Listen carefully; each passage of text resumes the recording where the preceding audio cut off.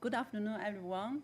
I feel really big pressure now because Dr. Jeff Miller is really productive in his 2 years fellowship. It's my great pleasure to talk here. The title for my talk is, Can we reduce the cost of a doping test? First of all, I want to give a brief introduction of myself. I obtained my bachelor degree in chemistry teaching from Soho University. It locates in the east and middle of China, very close to my hometown. In 2007, I moved to Stockholm in Sweden, where I started my master and then PhD education in analytical chemistry in Stockholm University. And I graduated from my PhD in 2015. In 2016, I applied for PCC fellowship together with my host university, King's College London. Luckily, I was granted.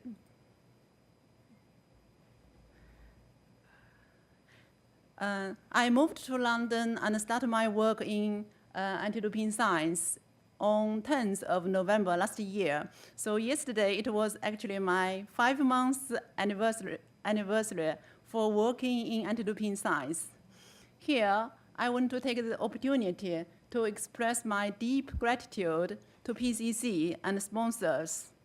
The fellowship program provides such good platform for my career development.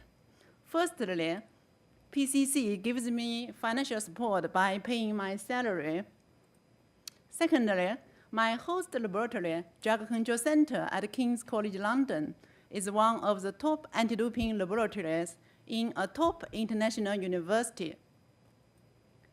My mentor, Professor David Cowan, is not only an outstanding director, but also an excellent scientist. I feel I'm very lucky to have his guidance at the early stage of my career in anti-doping science. Our laboratory is affiliated to King's College London, so we do not only do routine analysis and research in anti-doping science, but also gives education through several master programs. I have already taken this advantage to go to the courses and the lectures, and also get transferable skills, staff training. This is very useful for my personal development. In the center, we do close collaboration with instrument companies. In February this year, I did a 2-day site visit at Agilent in Manchester.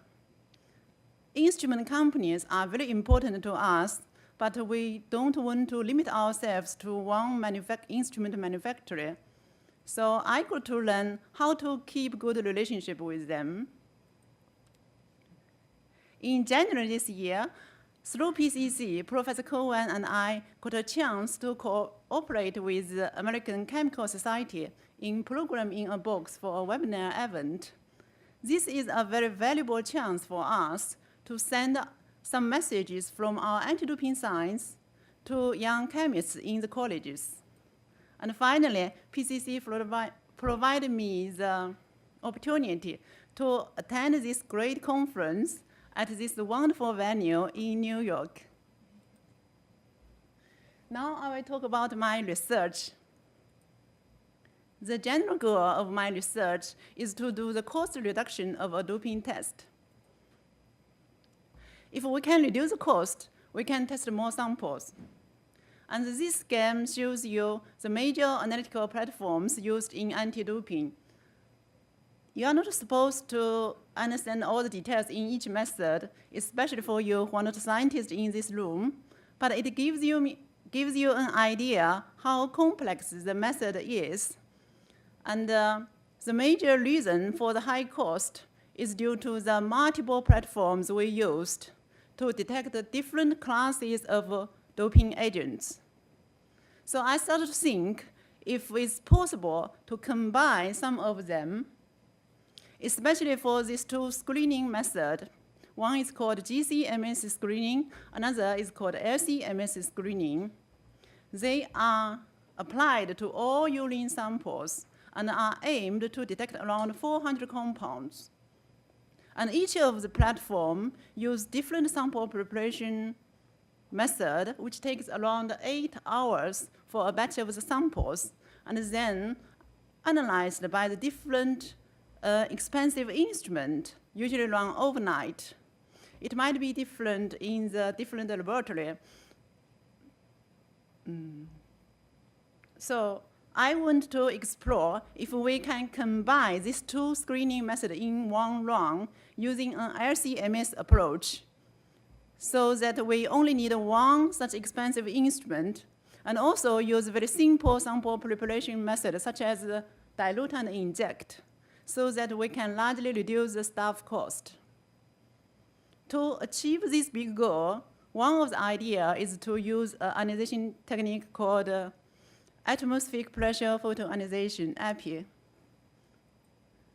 The general goal of the project is to explore if API is a useful tool for anti-doping. And there are two key questions. Can API analyze nonpolar compounds to meet the WADA minimum requirement performance level?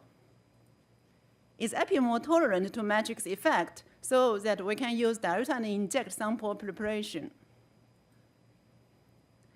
As a quick preliminary test, we choose 5 representative compounds as I listed here in the table, and then select the ions that give the highest signal from each compound, and check if the LOD, limit of detection, is sufficient for the sensitivity.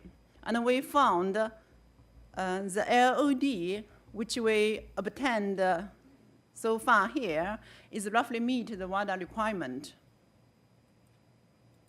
For the second question, is API more tolerant to matrix effect? I tested these 5 compounds at a concentration range from 1 to 200 nanogram per milliliter in either solvent or 10 times diluted urine matrix.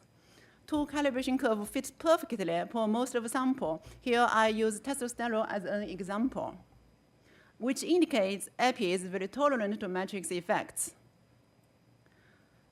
One exception is 3' hydroxyl stanozolol, which gives signal enhancement when the analyte is present in the matrix, in the urine matrix.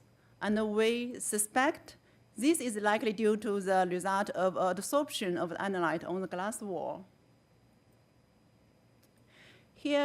I show you another test which proves again API is very tolerant to matrix effect. So in this test, urine was diluted 20, 15, 10, 5 times with water. And then testosterone was spiked into them to a same concentration at 10 nanogram per milliliter. And the y-axis are the signal counts from compounds in the samples, and the blue peaks are signal from analyte, yellow peaks are signal from matrix compound. As you can see, when the urine concentration increase in this direction, the signal from matrix increase, while the signal from analyte remains almost the same. This proves again the ionization efficiency of API is unaffected by the urine matrix, at least at this concentration for these 5 compounds. Here is the to-do list for the next step in the project. We would like to expand to around 150 compounds, which currently analyzed by our GC-MS method, then optimize LC separation, distinguish isomers by MS-MS approach, compare API with other sources such as unispray from Waters, Jetstream ESI from Agilent, and heated ESI from Thermo Fisher Scientific. So again, I do appreciate PCC. Through the platform the fellowship provide, I can get access to the different instruments from different manufacturers and do a comprehensive study in my research. This advantage is quite unique, I think. Thank you.